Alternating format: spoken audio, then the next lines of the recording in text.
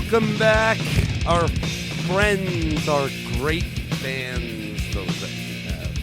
Thank you for listening.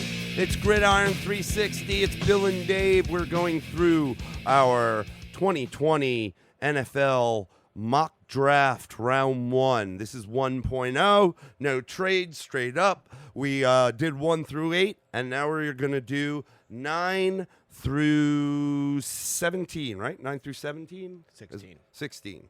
9 through 16. All righty, my man. With the number 9 pick in the 2020 NFL Draft, you are on the clock with the Jacksonville Jaguars. All right. So this one was a little bit of a tough one for me. I didn't take time to think about it. I'm not going to overthink this. My belief is, this is a team that has said straight up they want to, and they may very well be involved in a trade. I will say that, Yep. but we're not doing that. So, and I'm not sure I believe the whole, we're going to stick with Gardner Minshew. But for purposes of this, I'm going to assume it's true because I can't trade anyway. And there's nobody out there at the quarterback position that I would want to go for at this point. So I am going to go ahead and remember that Jacksonville's latest claim to fame when they were at their best was on the defensive side of the ball. And getting back to some of that nasty defense that they've had. As you know, we signed Joe Schobert in the middle on the linebacking core. So I'm going to stick in the middle with the number 9 pick, and I am going to take Derek Brown out of Auburn. D lineman, 6'5", 326. Create an anchor. I believe in working on the lines. I was kind of wavering between offensive line and potentially at the receiver spot. I think they're they have a lot of okay guys at receiver. They don't have any, go-to guys. But I felt like if you're going to build a team, you've got to build some defense right now. And I don't believe they're totally sold on Minshew, so I don't see them, if they had to stick with Minshew, investing in the receiver spot, given that he might not be able to take full advantage of that. So there is my pick for the Jacksonville Jaguars. It's Derek Brown out of Auburn. And that puts you on the clock with the number 10 pick from the Cleveland Skidmarks. Okay. This is number 9. 10. Number 10. The 2020 NFL Draft number 10 pick, the Cleveland Browns select defensive tackle Javon Kinlaw, University of South Carolina. Cleveland has been stacking on the defense in the first round of the draft for quite a while outside of the Mayfield. A lot of projections of what they might have, should have been, or could have been this past year. I don't give a hoot. They're pretty solid. I mean, obviously, the thought for me was before I went there was maybe bring in one of the wide receivers because we haven't had any taken. You have your pick of the litter. However, I just, with the drama you already have there, I don't know if that's the spot you bring one. You make your first pick with a rookie wide receiver and throw him in there. Yep. I think that, for the most part, we could have went offensive line. There's still some great guys there. I even tinkered with maybe a quarterback. I just, if things don't go well, you do have a Jordan Love still out there. So you went left tackle list, though, with the team that lost Greg Robinson. They have a guy there. They have a guy in Chris Hubbard. Don't forget they brought in Jack Conklin. And they have a few guys behind. I just think the position of need for them is, they've got some good D tackles there. This is a guy that they could move around on the line. They could kick some of their other guys out. I think Olivier Vernon is the weak spot on that D line, and he's at end, but I'm not going to reach. I think this is a little bit of a reach for an Epineza. Thought about Chase on, but again, he's kind of that tweener. And, they could use that as well, linebacker. I just think that, best player available right now, to be quite frankly with you. I think that Kinlaw is just a freak and can do probably, they got Sheldon Richardson. They have what is it, Larry Ogunjobi or Ongujobi or whatever. This is a guy that could easily supplant these guys and just be a freak. It's best player available for me for the Browns right here, just because. Yeah, part of it is I don't know. I mean, they've done a lot of work with first-round picks that haven't really worked, you know? Yep, So, I mean, I don't want to reach for something that I just don't know if it's going to work. You know, maybe offensive line was the right spot. They are a little shallow at one of the tackle spots in terms of depth, but, again, best player available. This guy's a freak. All right. So where does that take us? You have the number 11 pick in the 2020 NFL Draft, the New York Jets. You are on the clock, buddy. All right, I'm going to go ahead and make this pick, and I'm going to say, because we are doing who we think they should take based off of this, they need to go receiver. Loss of Robbie Anderson. Especially because no one's taken any receivers. Yeah. So right now you got your pick of the litter. Yeah, now here's my thing is if it was the Jets, I would tell you, and they had the pick of the litter at receivers, I think they would take Jerry Jeudy.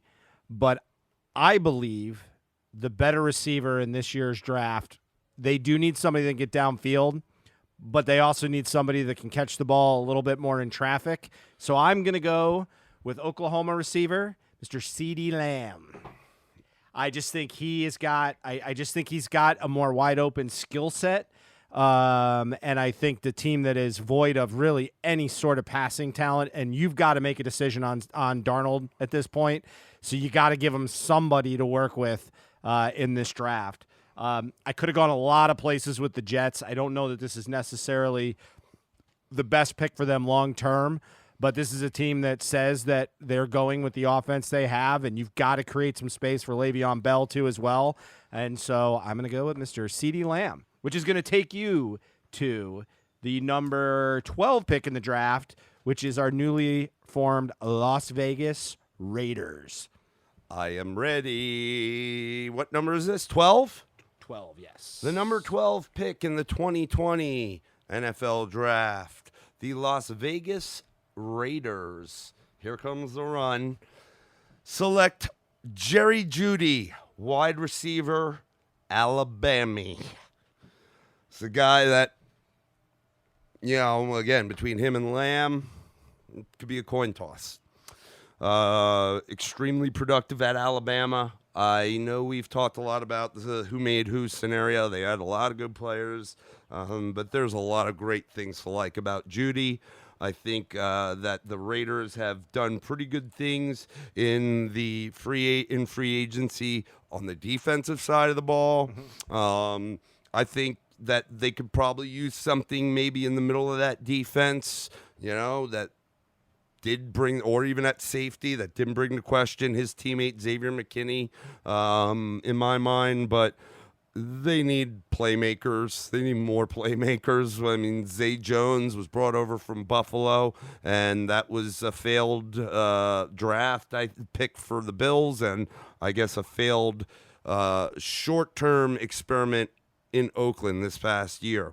Tyrell Williams is getting a little long in the tooth, but has found a little bit of a revamp in his career in Oakland. At least he did this past year. You see some great things out of my boy Hunter Renfrow as a slot receiver. We see great things out of Josh Jacobs, young kid out of the backfield. You see wonderful things out of the tight end. What the hell was his name? Darren Waller. They need a good possession receiver. And they, you could say maybe get somebody like Ruggs, maybe more of a take the top off the defense. I think they need more of a possession receiver. I think that's what they expected in someone like Zay Jones. I do know they went and got Aguilar in free agency. Again, this is a toss-up between 1A, 1B in terms of the wide receivers, and they need it. They need more offense, okay, to go along with their tight end, their slot receiver, and the running back. They need some wide outs that can really make a difference. Okay. All right. So with the number 13 pick in the 2020 NFL Draft, the San Francisco 49ers, via a trade from Indianapolis, are on the clock, Mr. Dave. All right. Now that's the ticket. San Francisco coming in with the number, what did he say? 10, 11, 12, 13, 13th pick in this year's draft. Select cornerback C.J. Henderson out of Florida. Interesting. Yeah, here's the thing is it gets in a tough spot here for San Francisco. Popular picks are going to be wide receiver, and it makes sense. I could totally see him go wide receiver. To me, That's what I thought you were going to do. Henry Ruggs makes some sense here. But at the same time, I just don't know if I want that speed flash guy. They got You to do have it in Debo. Debo, right. They got that guy in Debo. I thought about T. Higgins, but remember, San Francisco has another pick in the draft. And I'm willing to gamble a little bit in the first round. This is a pick from Indianapolis. Yeah. So I'm willing to gamble a little bit. And we talked about receivers, a very deep group this year. Yes. The simple fact is you got a guy like Richard Sherman, who is getting a little older. This pick is makes a lot of sense. Yeah, they don't They don't need a lot. Yes, yeah, and they've got capital in the first round. I think they could even go double up on the receiver between the rounds 2, 3, whatever. I don't know exactly what all their picks are there, but I think they've got that opportunity to get some different body types in there. And I just feel like right now, I was kind of in between him and the kid from Alabama. Yep. No. That's a safety. The other one, Terrell. Sorry, I'm blanking. But I do believe C.J. Henderson. I kind of like his build. Trayvon Diggs. Sorry, that's who I was thinking of. Travion Diggs. Yeah. Travion, whatever. You got a Travion, don't you? Somewhere in Clemson. Travion Mullen. But I like him. I just think this is a team that's already very solid on defense. But as you saw this year in this trade with Indianapolis shows, they are going to have to start cycling out some of these defensive players over time with the cost. They're going to have to eventually re-up Bosa. They obviously re-upped Armstead. Solomon Thomas is going to come due in a couple of years. So they're a team that's going to have to, if they want to create a long-term approach, going to have to be able to cycle out some of this defense. They're deep at running back, though they don't have a superstar. But I just felt like this was a good fit for them to go corner on defense. So there is my pick. That takes us to the number 14 pick in the draft on the clock. The Tampa Bay Buccaneers, or the Tampa Brady Buccaneers, both being trademarked by Mr. Tom Brady. There you go. Are on the clock at number 14. Okay.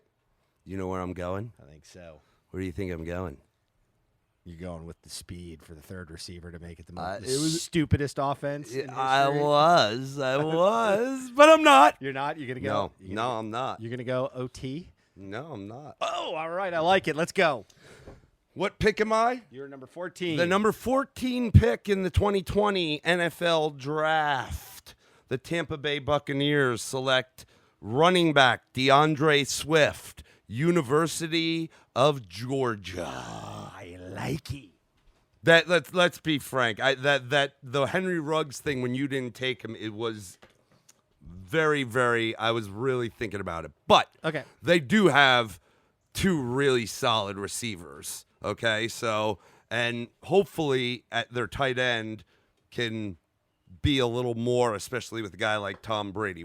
And they're okay on the offensive line. They could use some help there. We know their defense is pretty good all around for the most part. I'm sure they could use a little help in the secondary there. But the stinker in my mind of all of it is the running back position for them. Yeah. That makes a lot of sense. they went with the Ronald Jones Jr. kid. He's been, had the injury bug a lot thus far in his career, and I think what they expected out of him is what they'll get out of DeAndre Swift, quite frankly. Okay? So you don't think Tom's going to be a little nervous with the Georgia running backs after the Sony Michel experiment? I think he's a completely different running back. I agree. I think he's a completely different running back than Sony Michel. I think that it's not about that so much. It's that I think he'll feel more comfortable with a guy that could play 3 downs and is as versatile, and I think that will end up being a really good running back and a starter in the NFL, at least for a little while, or show some flashes.